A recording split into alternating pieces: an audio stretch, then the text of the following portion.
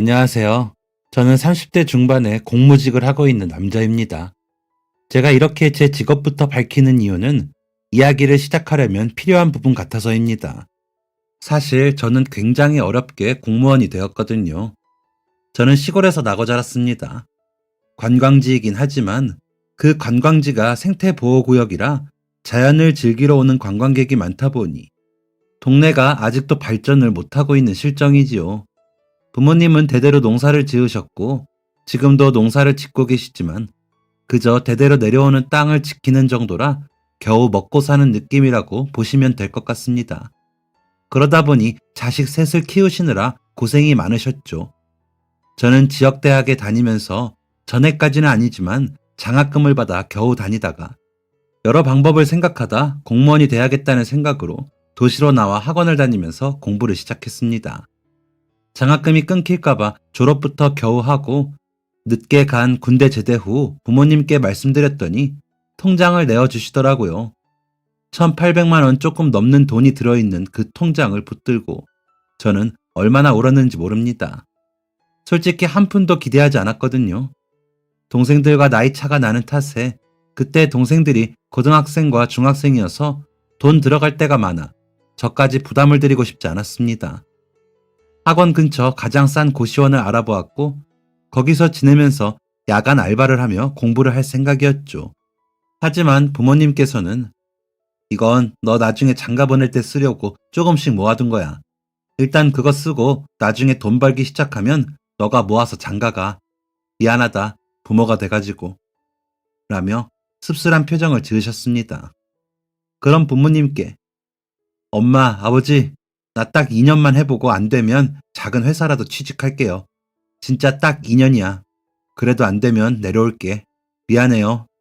라며 새벽 첫 버스를 타고 올라왔습니다. 며칠은 싸구려 여인숙에서 지내며 학원에서 가장 가까운 집을 구하러 다녔습니다. 그 동네에서 가장 높은 언덕 끝에 있던 지은 지 30년이 다 되어 재건축을 앞두고 있다는 단층 아파트가 가장 싸더군요. 월세나 겨우 구할 수 있을까 싶었는데 1,000만 원에 전세도 가능하다는 말에 얼른 계약을 했습니다. 집주인의 조건은 단 하나. 철거 시작되면 고집 부리지 않고 철거 날짜 정해지는 대로 나가는 것이었기에 가능한 가격이기도 했죠. 매달 나가는 생활비를 줄이자면 이것도 어디야 싶었습니다. 바로 짐을 옮기고 주변에 야간 알바를 할 수 있는 곳이 어디 있나 싶어 찾다 보니 PC방 알바와 편의점 알바가 있더군요.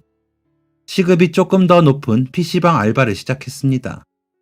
다행히 밤에 게임하러 오는 사람들은 뭘 그리 청하지 않아서인지 청소만 잘하면 어려운 일이 없다고 하시더라고요.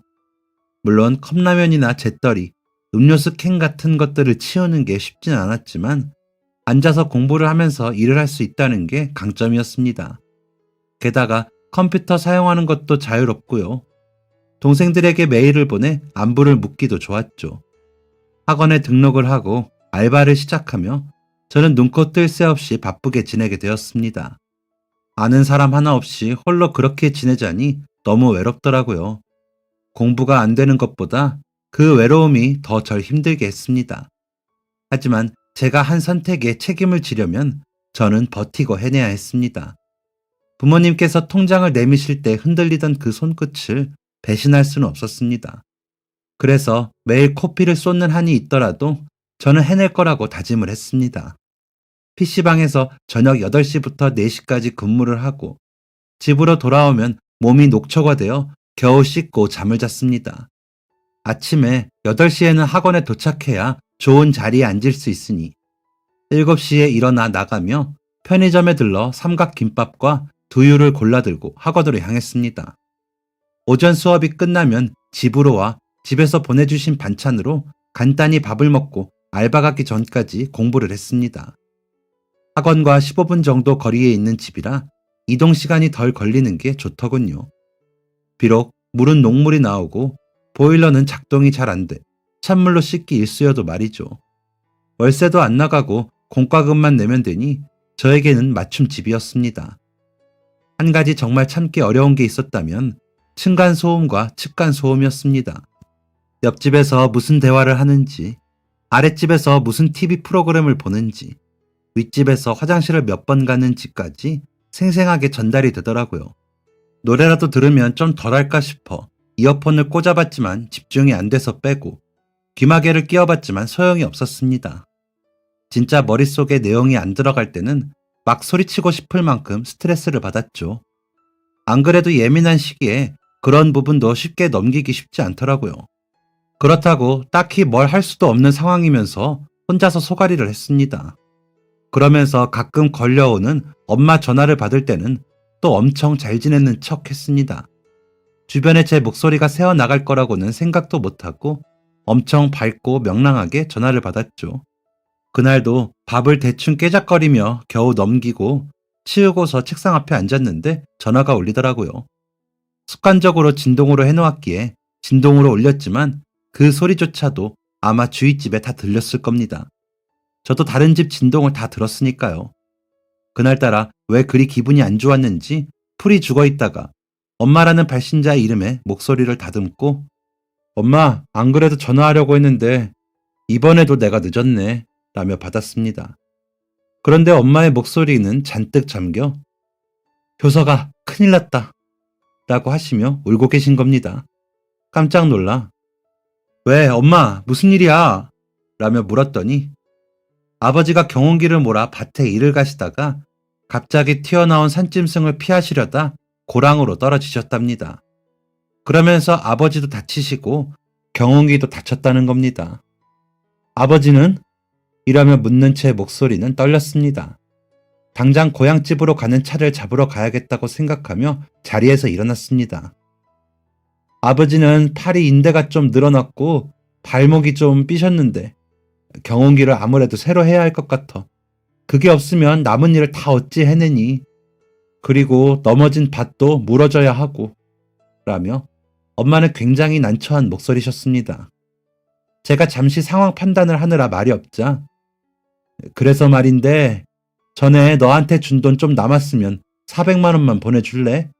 엄마가 이번에 농사진 거 다 팔리면 다시 보내줄게. 몇 달만 돈 좀 쓰자 라고 하시더라고요. 엄마에게는 알겠다고 답을 하고 주섬주섬 옷을 챙겼습니다. 근처 은행에 가서 입금을 하면 되니까요. 엄마가 미안해. 벼룩의 간을 빼먹지. 그 돈을. 이라는 엄마에게 엄마, 어차피 방구하고 돈 남아서 엄마한테 보내주려고 했어. 다는 좀 힘들고 500만 원 보내줄게. 그리고 안 보내줘도 돼요. 괜찮아. 라며 애써 웃으며 통화를 마쳤습니다. 계단을 따라 내려가면서도 한숨만 나왔습니다. 야간 알바를 하며 시간당 4,000원 시급을 30일 받는다고 하면 100만 원 조금 못 되는 돈을 받는데 그 돈으로 어찌저찌 생활은 되기에 괜찮다고 생각했습니다. 반찬도 번번이 엄마가 보내주시니 여태 했던 것처럼 다른 거 안 사 먹고 잘 챙겨 먹으면 되니까요. 어차피 남은 돈은 유사시를 위해 그냥 가지고 있으려 했으니 집에 보낸다 한들 달라질 건 없었습니다. 그런데 마음이 좀 힘들어지더라고요. 돈이 아까워서가 아니라 내가 지금 이렇게 공부를 하고 있어도 되나 하는 생각이 들었거든요. 차라리 어디 취직을 해서 적은 월급이라도 집에 보내야 하는 거 아닌가 하는 생각이 들기도 했고요. 동생들 공부도 시켜야 하고 공무원 된다고 월급이 좋은 것도 아니고 제 욕심에 안정적인 노후라는 것 때문에 가족들을 힘들게 하는 거 아닌가 하는 생각이 들더라고요. 평생 농사밖에 모르는 부모님을 제가 너무 고통스럽게 하는 것 같기도 해 속이 쌀쌀해지면서 발걸음이 무거워졌습니다. 그렇게 서둘러 집으로 돌아와 문을 열려고 하니 문 앞에 무슨 비닐봉투가 걸려있는 겁니다. 아무 메모나 이런 것도 없이 사과가 2개 들었더군요. 이게 뭐지 싶어 주변을 두리번거렸는데 아무것도 없더라고요. 그래서 얼떨떨한 마음으로 사과를 가지고 집 안으로 들어가 냉장고에 넣고는 다시 책상 앞에 앉았지만 공부가 될 리 없었습니다. 그러다 옆집 할머니 목소리가 들리더군요. 엄마야, 바쁘니? 엄마가 이 앞에서 사과를 샀는데 너무 달고 너무 맛있다. 너 사과 좋아하잖아. 더 사놓을 테니까 와서 가져가. 바빠? 그래도 얼굴 좀 보여줘. 얼굴 잊어버리겠어. 아휴, 그래, 알았어. 화내지 마. 그래, 저기 라고 하는 말에 아, 할머니가 주신 사과구나 했습니다.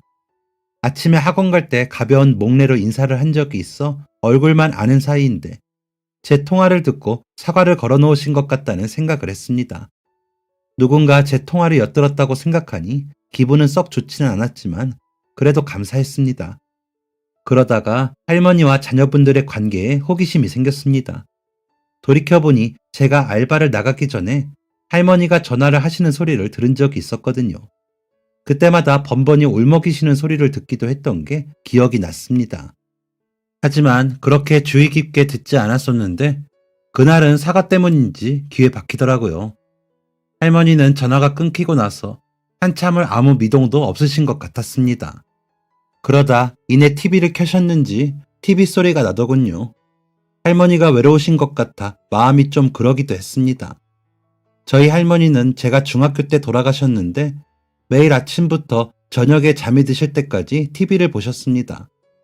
집에 일거리가 잔뜩 쌓여 있어도 손대지 않으시고 TV만 보셨습니다. 막내 동생이 만화가 보고 싶어 할머니 방 TV 채널을 돌리면 불호령을 내리셔서 막내가 울기도 많이 울었고요. 그러면서 TV를 보시는 것도 아니셨습니다. 그저 멍하니 계셨죠. 저희와 말도 하지 않으시고 하루 종일 입을 닫고 틀어놓은 TV 앞에 그저 멍하니 계셨습니다. 그런 할머니가 이해가 되지 않아 엄마께 할머니는 왜 맨날 저러고만 있어? 옛날부터 저랬어? 라며 여쭈어 보니 엄마는 할머니 눈치를 보시더니 손가락을 입에 가져다 대시며 조용히 하라는 표시를 하셨습니다. 그러시더니 제 귀에다 저러고 계셔도 다 들으셔. 귀가 얼마나 밝으신데 외로우셔서 그래. 너희 할아버지 돌아가시고 외로우셔서 다른 삼촌들이나 고모들 아무도 안 오는 것도 그렇고 라며 속삭이듯 말씀하셨습니다. 원래 땅도 더 많고 저기 도로난 땅도 있어서 보상받은 돈이 좀 있었거든. 그런데 타지나가 고생한다고 삼촌들이랑 고모들 다 퍼주고는 이제 돈 없으니까 와보지도 않고 전화도 안 받잖니. 그러더니 저러시더라고. 그 돈 해줄 때 우리랑은 이제 안 산다고 나한테 얼마나 매정하게 했는 줄 아니? 이제 작은 아들 덕보러 도시 가서 사실 거라고. 그랬는데 못 가시고 충격이 크셨는지 저러시더라. 라고 덧붙이시기도 했고요. 아버지가 본인이 낳은 자식이 아니었기에 연락이 끊긴 자식들에게 더 배신감이 크셨을 겁니다. 아버지 말고 다른 형제분들은 할머니가 재혼하시며 데리고 오신 고모와 재혼 후 낳으신 삼촌 두 분이 계셨거든요. 할아버지가 돌아가시며 나는 땅들을 주변에 다 팔고 돈을 챙기더니 남은 돈까지 다 쓸어 가시고는 할머니는 안 챙기신 거죠. 할머니가 돌아가시고서야 나타난 그 사람들은 저희 아버지 멱살을 잡고 흔들며 우리 엄마 살려내! 를 외치다 상을 업고는 가버리고서 나타나지 않았습니다. 마지막 발인까지 아버지가 다 하셨죠. 할머니는 그렇게 마지막까지 외로우셨습니다. 본인이 낳은 자식들에게서 버려지고 말이죠. 그래서인지 옆집 할머니의 TV 소리도 외로움의 소리라는 생각이 들었습니다. 저희 할머니처럼요. 자신을 돌아봐주지 않는 자식들을 애써 잊어보려 TV를 틀어놓고 그 속으로 도피를 하신 거라 생각했던 저희 할머니요. 그래서 그날 저녁 PC방 알바가 끝나고 편의점에 들러 두유를 미리 샀습니다. 3개를 사서 2개는 할머니 집 앞 손잡이에 걸고 하나는 제가 가지고 들어갔죠. 그날이 주말이라 학원을 가지 않아 조금 늦잠을 자고 두유로 아침을 먹고 공부를 하다가 점심을 차려 먹고 다시 공부를 하고 알바를 하기 위해 나갔습니다. 할머니 문 앞을 보니 봉투가 사라졌더라고요. 그냥 마음이 좋았습니다. 제 빈속에 두유가 흘러들어가 은근히 채워지는 것처럼 할머니께도 그럴 수 있기를 바랐습니다. 주말이라 조금 더 바빴던 알바가 끝나고 집으로 돌아가 겨우 씻고 쓰러지듯 잠이 들었습니다. 그러다 진동이 울리는 소리에 눈을 떠보니 아침이더군요. 둘째 동생의 이름이 발신자에 떠 받아보니 형 잤어?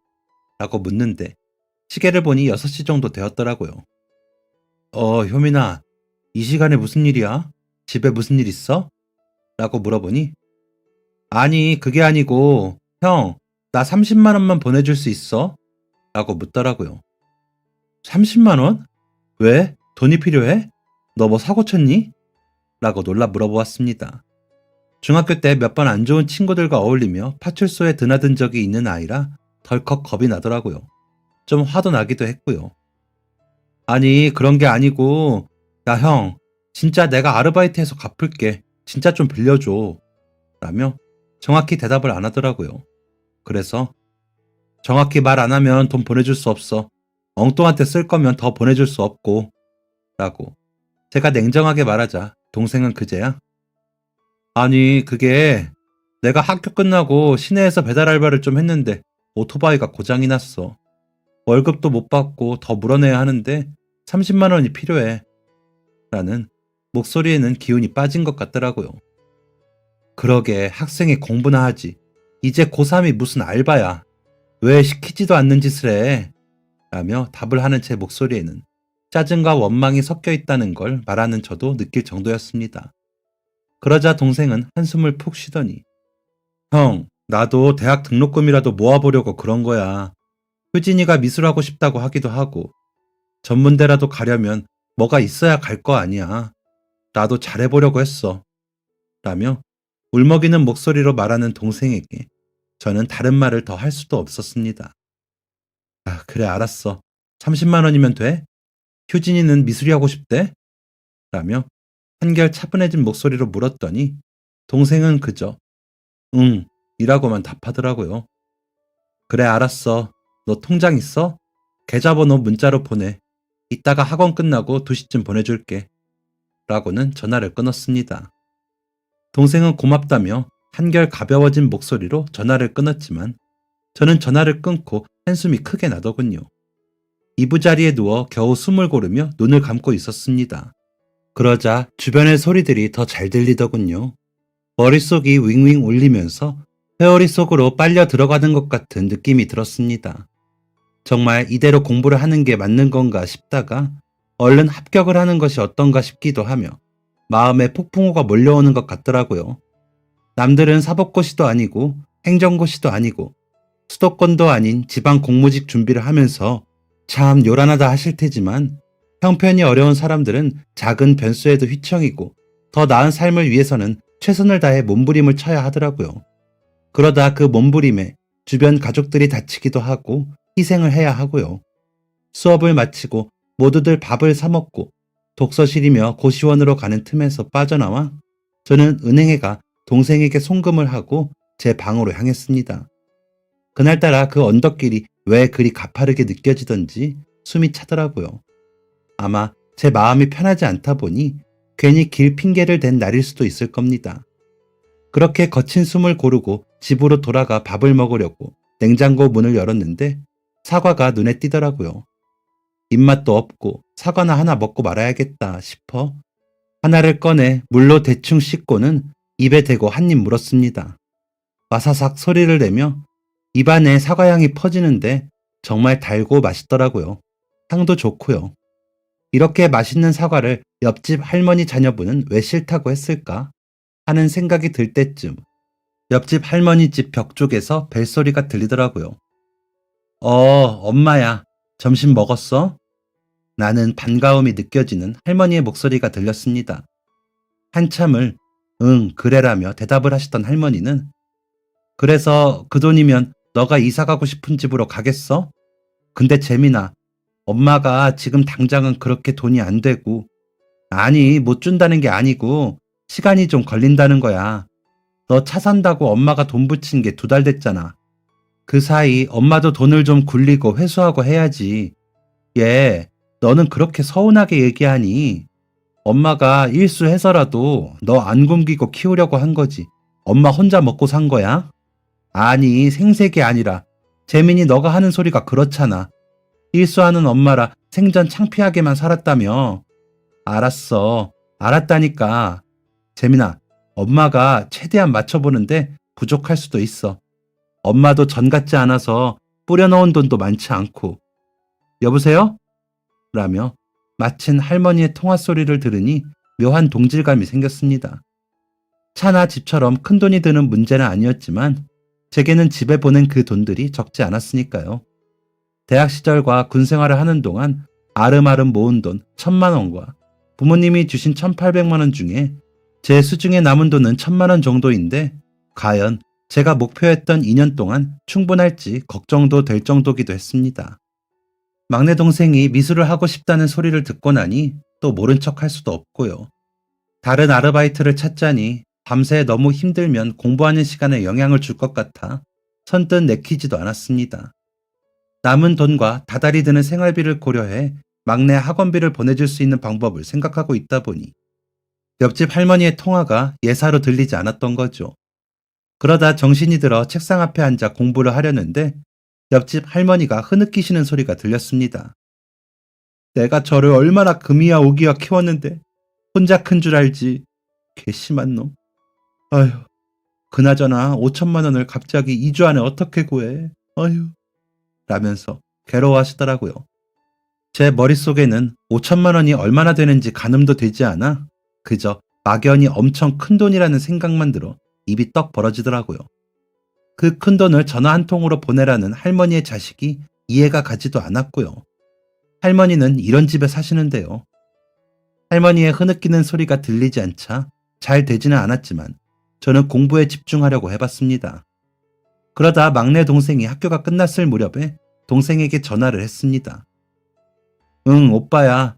효민이한테 들으니 미술하고 싶다고 했다며? 아니야? 왜? 너 예전부터 그림 잘 그렸잖아. 한 달에 학원비가 얼마나 되는데 오빠가 좀 보내줄까? 지금은 말고 고등학교 가서 하면 되겠어? 그래, 고맙다. 오빠가 그때는 시험 합격해서 학원비 꼭 내줄게. 알았지? 그래, 끊는다. 하고는 전화를 끊었습니다. 저보다 13살이 어린 막내는 초등학교에 가면서부터 하는 짓이 속이 깊어 사춘기 때도 얌전히 보낸 아이라 지금 생각해도 안쓰러운 마음이 듭니다. 그래서 그때 무리를 해서라도 동생 미술 학원을 보내고 싶었는지도 모르겠습니다. 동생과 통화를 끝내고 알바를 하러 밖으로 나갈 준비를 하면서 다짐했습니다. 꼭 붙어서 동생들한테 좋은 형, 오빠가 되겠다고요. 부모님들께도 효도하겠다고 말이죠. 그래서 알바를 가면서도 책을 더 챙기고 가방을 메고 집을 나섰습니다. 계단을 내려가는데 옆집 할머니가 올라오시더라고요. 그래서 인사를 하고는 사과 할머니가 주신 거 맞죠? 라고 여쭈어보니 응, 먹었어? 달더라고. 나도 4~5달 정도 샀는데 혼자 먹기 많아서 맛 좀 보라고. 라며 웃으시는데 인상이 좋으시더라고요. 네, 정말 달고 맛있더라고요. 잘 먹었습니다. 하고 인사를 하니 나도 두유 잘 마셨어요. 고마워. 젊은 사람이 어쩜 그렇게 마음 씀씀이가 좋아? 라며 계단을 올라가시더라고요. 저도 그저 웃으며 인사를 하고 계단을 내려왔습니다. 그리고 알바를 하고 또 와서 겨우 씻고 잠이 들고 일어나 학원에 갔다가 집에 도착해 밥을 먹으려는데 군대 후임에게서 전화가 걸려와 받았습니다. 그래, 오랜만이다. 공부? 그냥 그렇지. 이번에 말년 휴가 나온다고? 어휴, 벌써 그렇구나. 그래, 내가 저녁 때 알바를 해서. 주말 점심 때 괜찮아? 그래.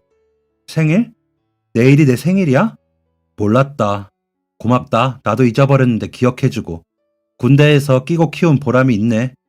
라고 수다를 떨다 후임이 뒤에 눈치가 보여 끊어야겠다는 소리에 전화를 끊었습니다. 휴가 나와 만나면 밥이라도 사야겠다고 생각을 했습니다. 워낙 살가운 녀석이라 제가 제대하기 전에 친동생처럼 따르던 후임이라 반갑고 고마웠거든요. 새삼 생일이라는 사실에 좀 서럽다는 생각이 들기도 했지만 공부를 하기로 한 이상 생일쯤은 가볍게 넘어가기로 하고 밥을 먹었습니다. 그러면서 내심 엄마와 동생들이 전화를 하고 메시지를 남기겠다 싶은 마음이 들기도 했습니다. 군대 후임도 기억을 했으니까요. 그런데 아침에 일어나 보니 아무 소식도 없더라고요. 엄마는 전화도 없고 동생들도 메시지 한 통이 없기에 너무 이른 시간이라 그런가 보다 싶어 학원으로 향했습니다. 수업이 끝나고 휴대전화를 켰는데도 부재중 전화나 남긴 메시지가 없더라고요. 좀 서운하더라고요. 제 딴에는 가족들을 위해 어려운 와중에도 챙기려 했는데 제 생일에 아무 연락이 없으니 마음이 외롭더라고요. 깜빡했겠지 하며 마음을 추스르며 집에 올라가는데 집 앞에 쟁반이 덮개에 덮여 놓여 있더라고요. 그 안에는 미역국과 불고기, 각종 나물 반찬이 놓여 있고 생일 축하해요. 들었는데 모른 척 할 수가 있어야지. 라며 삐뚤빼뚤하게 메모가 적혀 있고요. 그 글씨를 보니 옆집 할머니이신 것 같더라고요. 아직 음식들이 따뜻했습니다. 아마도 제가 집에 오는 시간에 맞춰 해주신 것 같다는 생각이 들었죠.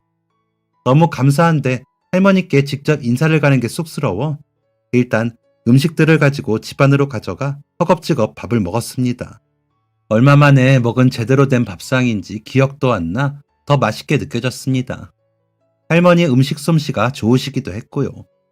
정신을 차려보니 반찬 하나도 남기지 않고 다 먹었더라고요. 속이 든든하고 따뜻해지는 게 느껴졌습니다. 그 순간 그저 행복하더라고요. 매일 엄마가 보내준 마른 반찬에 전자레인지도 없는 집에서 식은 밥을 먹다 보니 따뜻한 밥의 위력이 새삼 실감이 났습니다. 이래서 사람이 따뜻한 집밥 먹고 살아야 하는구나 싶더라고요. 얼른 그릇들을 설거지해 엎어서 말리면서 저는 내려가 빵집으로 가 롤케이크를 하나 샀습니다. 그러고는 알바를 하러 나가는 길에 쟁반 위에 그릇들과 함께 놓고 나갔습니다. 그날은 괜히 알바를 하면서도 덜 힘든 느낌이 들더라고요. 그 후로 옆집 할머니와는 직접 마주하지는 않았지만 할머니가 반찬을 걸어놔 주시면 저는 소소하게 답례를 하며 지냈습니다. 문고리에 걸어놓으며 괜히 신이 나는 느낌이라 재미있고 좋았습니다. 대신 기다려지기도 하고요. 벽 건너 들리는 소리로 서로의 안부를 알았으니 딱히 다른 인사치레를 하지 않는 것이 편하기도 했습니다. 그날도 역시나 할머니의 TV 소리가 들렸습니다. 그래서 TV 보시는구나 생각만 하고 저는 공부에 집중을 했죠. 그러다 할머니의 휴대전화 벨소리가 들리고 할머니가 재민아, 엄마가 보낼 수 있는 게 그게 다야. 얘, 엄마가 너 장가 갈 때 돈 해주고 차 살 때 돈 해주고 하느라 모은 돈 거의 다 썼지. 그 사이 번다고 번 돈이 그만큼이야. 그래, 너 말대로 일수꾼이 일수하려면 자본금이 있어야 할 거 아니야. 라고 하시는데 상대방이 큰 소리 치는 게 저한테까지 들렸습니다. 그래, 돈을 빌려줘야 돈을 벌 거 아니야. 그런데 엄마가 자본금이 없는데 버는 돈도 줄지. 뭐? 뭐라고? 그래, 이놈아. 그래, 나는 돈밖에 몰라서 자식한테도 계산한다. 도대체 엄마가 너한테 뭘 그렇게 잘못했니? 너 하나 보고 열심히 산 죄밖에 더 있니? 너가 하고 싶다 그러면 나 아낀 적 없다. 내 속옷 한 벌을 못 사도 너는 최고급으로 해입히며 키웠어. 조금 크면 철들겠지. 장가가면 철들겠지. 내가 사준 집에도 오지도 못하게 하고 손녀딸 한 번을 안 보여줘도 너만 잘 살면 다 된다고 생각했어. 근데 뭐? 돈놀이꾼이 돈이나 내놓으면 돼? 너는 하늘에서 뚝 떨어졌니? 엄마를, 이제 나이 든 엄마를 들여다보지도 않으면서 돈만 내놓으라는 게 이게 말이 되니? 그래, 인연 끊자. 아쉬운 게 누군지 보자. 내가 이제 다시는 너한테 돈 안 보낸다. 너도 나 찾지 마. 나는 너 말대로 이렇게 돈이나 쫓으면서 살다가 혼자 죽을 테니까. 라더니 할머니가 오열하시는 소리가 들리더라고요. 목이 쉬지 않으실까 싶을 정도로 울부짖으시는데 제 마음이 아팠습니다. 큰 소리로 울지도 못하고 TV만 보시던 할머니가 생각이 나기도 하고요. 제가 위로해드리고 싶었지만 엿들은 이야기라 문을 두드리기도 좀 그렇더라고요. 그래서 편의점에서 파는 캔죽을 맛별로 사서 할머니 집 앞에 걸어두고는 알바를 하러 갔습니다. 새벽에 들어가다 보니 죽이 계속 걸려 있더라고요. 어제 그러시고는 아직 안 나오셨나 보다 싶어 씻고 방에 가 누웠습니다. 그런데 TV 소리가 계속 들리는 게 안 주무시는 것 같더라고요. 그래서 일찍 깨셨나 싶어 저는 저대로 피곤했기에 잠이 들었습니다. 그리고 일어나 학원에 가려고 하는데 계속 TV 소리는 들리더라고요. 나와보니 죽은 계속 걸려 있고요. 학원에서 돌아와서도 보니 아직도 죽은 문고리에 있었습니다. 그래서 문을 두드리며 할머니 계세요? 옆집이에요 할머니! 하고 벨을 눌렀지만 답이 없었습니다. 숨이 넘어가게 우시던 게 생각이나 무슨 일이 났나 싶어 문을 더 세게 두드리며 할머니! 할머니, 계세요? 라고 문고리도 흔들어 보았지만 답이 없었습니다. 제 방으로 들어가 벽에 귀를 대어보니 TV 소리는 계속 들리더라고요. 무슨 일이 났다 싶어 119에 전화를 걸었습니다. 네, 119 상황실입니다. 라고 답하시는 소방관님께 네, 여기 별별동 희망아파트인데요. 아무래도 할머니가 집안에서 쓰러지신 것 같아요. 그런데 문이 잠겨 있어서 열 수가 없어서 정확한 상황은 모르겠습니다. 라고 말씀을 드렸습니다. 그러자 소방관님은 곧 출동하시겠다는 말을 남기시고는 전화를 끊으셨습니다. 저는 그 안에 할머니가 나오실까 싶어 계속 벨을 누르고 문을 두드리며 할머니를 불렀고요. 그 소리에 사람들은 나와 내다보며 웅성웅성 하더라고요. 그러고 있는데 소방관분들이 오시더니 문을 따고 할머니 집 안으로 들어가셨습니다. 제 예상대로 할머니는 쓰러져 계셨고 구급대원분들은 할머니를 들것에 실어 내려가셨습니다. 저는 대충 할머니 집 문을 닫고는 구급대원들을 따라 내려가 함께 구급차를 탔고요. 현장을 살피시던 구급대원이 챙기신 할머니 휴대전화를 저에게 내보이시며 가족이세요? 라며 물으시기에 저는 옆집에 사는 사람이고요. 할머니는 혼자 사세요. 자녀분이 있으신 것 같기는 한데 왕래는 없으신 것 같아요. 라고 답을 했습니다. 그랬더니 소방관님은 할머니의 통화 목록을 살피시면서 할머니께 여러 질문을 하시더라고요. 호흡은 있으신데 의식이 없다고 설명을 해주시는데 제 손에 땀이 날 정도였습니다. 병원에 도착해 할머니는 응급실로 가셨고 저는 곁을 지키면서 처치가 이루어지는 것을 지켜보았습니다. 의식이 돌아오지 않아 이리저리 전선이 달린 기구들을 곁에 두고 할머니의 상태를 살피셨습니다. 할머니는 눈을 못 뜨셨고요. 의사 선생님께서는 보호자세요? 라고 물으시더라고요. 그래서 보호자는 아니고 신고자입니다. 할머니 이웃에 살거든요. 라고 답을 했더니 검사를 더 해봐야겠지만 지금 의식만 없으신 것 같아요. 다행히 반응은 있거든요. 스트레스가 심하셨던 것 같던데 조금만 늦었어도 큰일 날 뻔했어요. 이웃분이 살리셨네요. 일단 저희가 가족분에게 연락해 볼게요. 라더니 가셨습니다.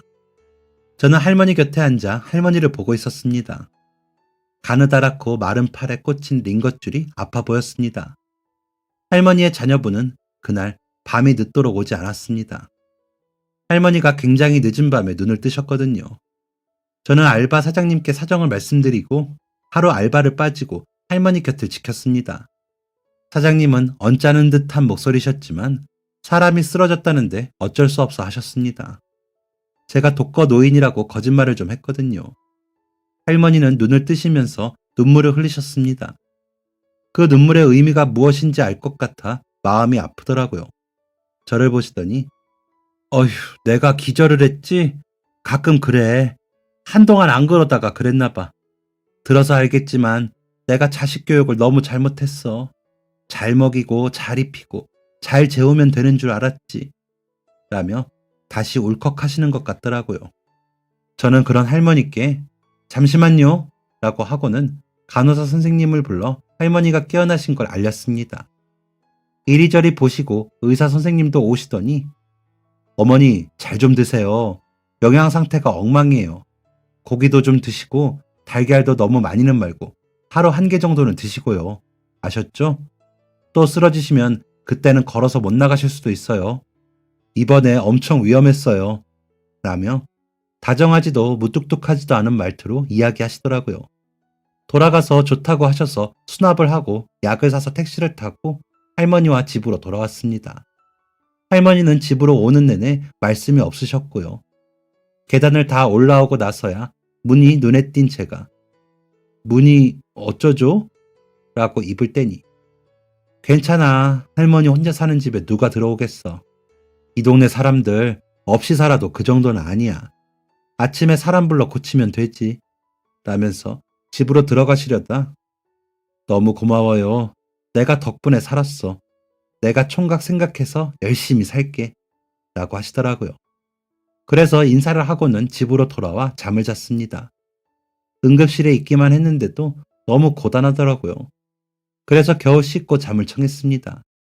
다음날 아침 일어나 나가면서 보니 문을 고치시는 아저씨가 와서 손을 보고 계시더라고요.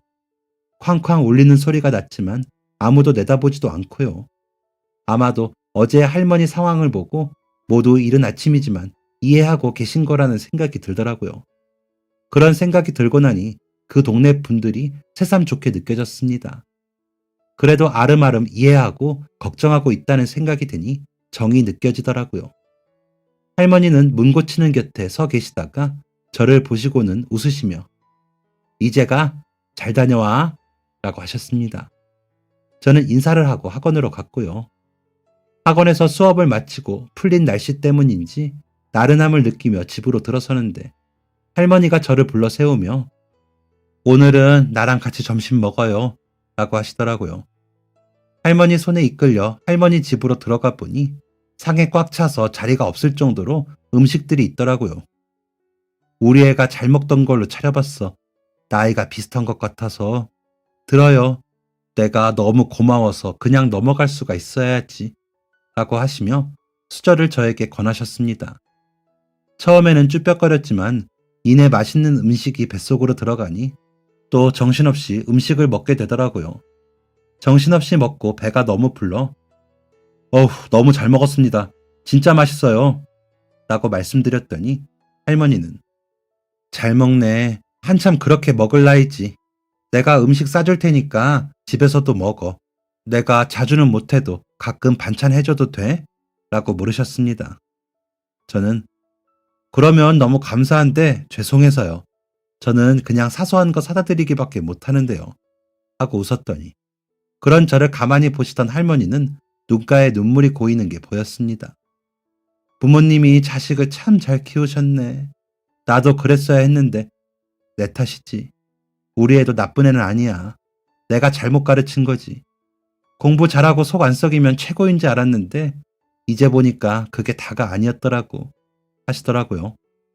그러시더니 부모님이 재산이 좀 없으시고 형제들이 손을 벌려도 싫은 소리 한 번을 안 하는 총각 보면서 내가 생각이 많았어. 진짜 좋은 사람이야. 라며 제 어깨를 두드려 주시더라고요. 제 생일이 지나고 그날까지 소소히 돈을 요구하는 전화가 몇 번 더 있었거든요. 농약 살 돈이 없어서 전화를 하시고 동생들은 필요한 게 있으면 전화를 하더라고요. 그럼 또 저는 가지고 있는 돈을 조금씩 보냈죠. 시골에 있다 보니 도시에 나가 있으면 뭐든 다 풍족한 줄 아는 가족들인지라 거절할 수도 없었거든요.